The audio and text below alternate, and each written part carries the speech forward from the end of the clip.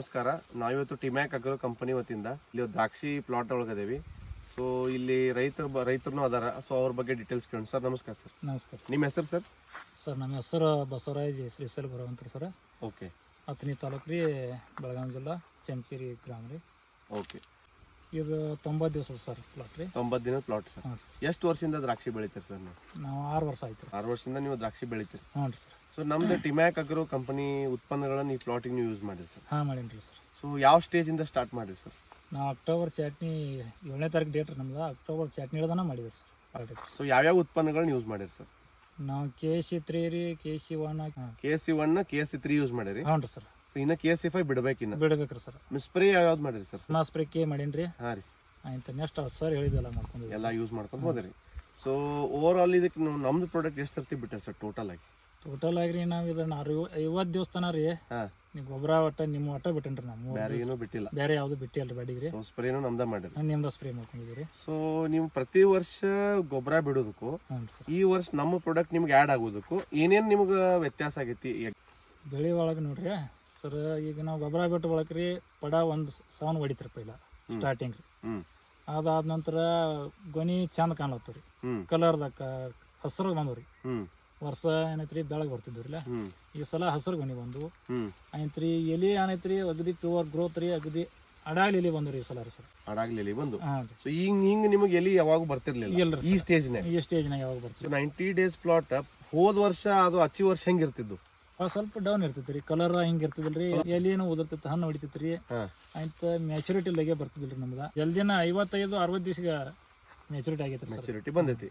So ಈಗ set ಆಗಿದ್ದು ನೀವು ಬಂಚ್ ಎಲ್ಲ ನೋಡಿದ್ರೆ ಸರ್, ಬೆರಿ ಸೈಜು ಬಂಚ್ ಎಲ್ಲ ನೋಡಿದ್ರೆ, ಸೊ ಪ್ರತಿ ಸರ್ತಿ ನೀವೇನು ನಾರ್ಮಲ್ ಆಗಿ ಎಕರೆ ವೈಸ್ ಏನು ಇಳುವರಿ ತೆಗಿತಾರೆ ಅದೇ ಸೇಮ್ ತೆಗಿತಾರೆ ಅಂತ ಅನ್ಸುತ್ತೋ, ಅಥವಾ ಸ್ವಲ್ಪ ಈ ಸರ್ತಿ ಏನಾರ ಸ್ವಲ್ಪ ಡಿಫ್ರೆನ್ಸ್ ಆಗ್ತೈತೆ ಅಂತ ನಿಮ್ಗೆ? ಸ್ವಲ್ಪ ಜಾಸ್ತಿ ಆಗತ್ತಲ್ಲ ಸರ್, ನಿಮ್ಮದು ಮೇಂಟೆನ್ಸ್ ಮಾಡ್ರಿ ರೀ. ಹಾಂ ಸರ್, ಜಾಸ್ತಿ ಆಗುತ್ತೆ. ಎಲ್ಲ ಗೊಬ್ಬರ ಬಿಡಾಕ್ರಿ 4 ದಿವಸ ಏನು ಗೊಬ್ಬರ ಬಿಡ್ತಿದ್ರಿ? 4 ದಿವ್ಸಕ್ಕೊಮ್ಮೆ ಗೊಬ್ಬರ? 4 ದಿವಸ. ಟೋಟಲ್ ಎಷ್ಟು ಸರ್ತಿ ಬಿಡ್ತಿದ್ರಿ? ಒಟ್ಟ ಕಾಯಿ ತೆಗಿಸ್ತಾನ ಏನೈತೆ ನೋಡ್ರಿ 4 ದಿವಸ ಅಂದ್ರೆ ಒಂದು 15-20 ಸರ್ತಿ ಮಿನಿಮಮ್. ಹಾಂ, ಒಂದು 15 ಸಲ ಆಗ್ತಿತ್ತು. ಈ ವರ್ಷ ಎಷ್ಟು ಸರ್ತಿ ಬಿಟ್ಟಿರಿ ಸರ್? ಈ ಸಲ ಬಿಟ್ಟಾಗ್ರಿ 10 ದಿವಸಿಗೆ 12 ದಿವಸಿಗೆ ಒಂದು ಸಲ ಬಿಟ್ಟಿದ್ರಿ. ಯಾವ ಫಸ್ಟ್ ಸ್ಟಾರ್ಟ್ ಮಾಡಿದ್ರಿ? KC ರೀ.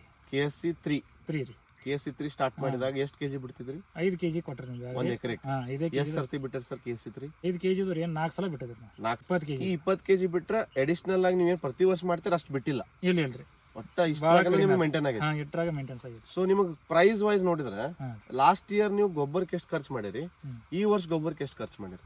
ಒಂದು ಅರ್ಧ ಕಡಿಮೆ ಆಕತ್ತಿಲ್ಲ. ನಿಮ್ಗೆ ಗ್ರೋತ್ ಒಳಗಡೆ ಏನ್ರ ನಾ ಅರ್ಧ ಕಡಿಮೆ ಮಾಡೇನಂತೆ, ಗ್ರೋತ್ ಏನ್ರ ಕಡಿಮೆ ಐತಿ? ಇಲ್ಲ, ಸೇಮ್ ಐತಿ. ಸೇಮ್ ಐತ್ರಿ. ಯಾಕೆ ಕೇಳತ್ತೀನಿ ಅಂತಂದ್ರೆ ನಮ್ದು ಟೆಕ್ನಾಲಜಿನ ಹಂಗೈತ್ರಿ. ಸೊ ಕಡಿಮೆ ಗೊಬ್ಬರ ಒಳಗಡೆನ ನಿಮ್ಗೆ ಕಂಪ್ಲೀಟ್ ಬ್ಯಾಲೆನ್ಸ್ ಆಗ್ತದೆ. ಯಾಕಂದ್ರೆ ನಮ್ದ್ರಾಗ ಹೆಂಗಿರ್ತಾವ್ರಿ, ಕಾಂಪ್ಲೆಕ್ಸ್ನು ಅಲ್ಲ, ಈ ಕಡೆ ಕಂಪ್ಲೀಟ್ಲಿ ಮೈಕ್ರೋನ್ಯೂಟ್ರೆಂಟ್ ಅಲ್ಲ, ಇದು ಕಂಪ್ಲೀಟ್ ಬ್ಯಾಲೆನ್ಸ್ಡ್ ನ್ಯೂಟ್ರಿಷನ್ ರೀ. ಎಲ್ಲಾನು ಇರ್ತೈತಿ ಇದ್ರಾಗ. NPK ಇರ್ತೈತಿ, ಮೈಕ್ರೋನ್ಯೂಟ್ರೆಂಟ್ ಇರ್ತೈತಿ, ಟ್ರೇಸ್ ಎಲಿಮೆಂಟ್ಸ್ ಇರ್ತಾವ, ಟೆಕ್ನಾಲಜಿ ಇರ್ತೈತಿ, ಫೈಟಾಕ್ಟಿಲ್ ಇರ್ತೈತಿ. ಸೊ ದ್ರಾಕ್ಷಿ ಬೆಳೆಗೆ ಅನ್ಕ ನಿಮ್ಗೆ ಗೊತ್ತೈತಿ ಸರ್, ದಿನ ಚಾಲೆಂಜ್ ಇರ್ತೈತಿ. ಇಂಥ ಗೊಬ್ಬರಗಳು ಬಿಟ್ರೆ ನಿಮ್ಗೆ ಬೆನಿಫಿಟ್ ಆಗುತ್ತೆ. ಈಗ ರೀ ನಮ್ಗೆ ಗೊನಿ ರೀ 300-400 ಸೈಜ್ ಇದ್ದಂಗೆ ಅದ ರೀ. ಒಂದು ಸಣ್ಣ ಇದ್ದದ ಒಂದು ಸಿಕ್ಕೊಂಡಿರ್ತೈತಿ ರೀ. ದಮ್ ಇದ್ದದ ಒಂದು 600 ತನಕ. ಸೊ ಎವರೇಜ್ ತೆಗ್ದ ಒಂದು 300 ಮೇಲೆ ಅದಾವ. 300 ಮೇಲೆ. ಈ ಸಲ ನೋಡ್ರಿ 3 ತಿಂಗಳು ನೀರು ನಿಂತೈತ್ರಿ ನಾನು ಪಡೆದಾಗ ರೀ. ಓಕೆ. ಪಡೆದಾಗ ಹೊಡಿದಾಗ ನಮಗೆ ಡೌಟ್ ಇತ್ತು ರೀ ಸಲ. ಸರ್ ಅಂದ್ರೆ ಇದು ಮಾಡೋಣ ರೀ. ಆಯ್ತು ಕೂಡಿ ನೋಡೋಣ ತಂದು ಕೊಟ್ರಿ. ಚಟ್ನಿ ಹೊಡೆದು 4ನೇ ದಿವಸಿಗೆ ನಾವು ಇವಾಗ ನಿಮ್ಗೆ ಗೊಬ್ಬರ ಬಿಟ್ಟಿರಿ ಸರ್.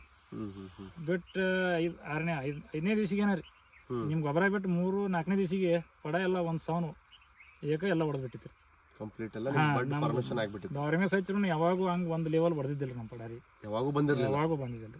ಈ ಸಲ ಒಂದು ಲೆವೆಲ್ ಹೊಡಿತ್ರಿ.